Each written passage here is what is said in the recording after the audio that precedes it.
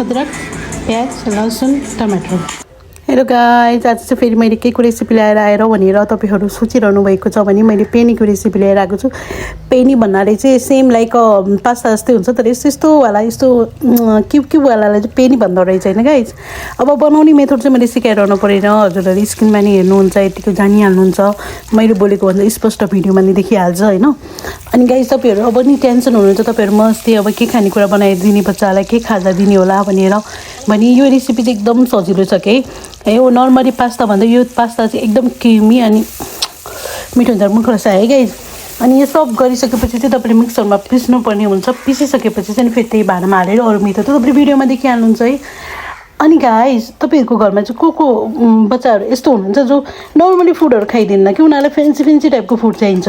मतलब दोकानमा पाइने होटेलमा पाइनेहरू फेन्सी टाइपको कि घरमा मकै सके इधर उधर के पनि नखाने हो, त्यो क्याटेगोरीको बच्चामा चाहिँ पर्दछ मेरो छोरी होइन। मेरो छोरीलाई चाहिँ घरमा पकाएको खासै मन पर्दैन। त्यस्तो टाइपको पकायो भने चाहिँ ओके होइन, नत्र चाहिँ भोकै बस्ने तर खानेकुरा नखाइदिने एउटा नमुना पाएको छु मैले होइन। तर मलाई मनपर्छ, आई लभ माई डटर।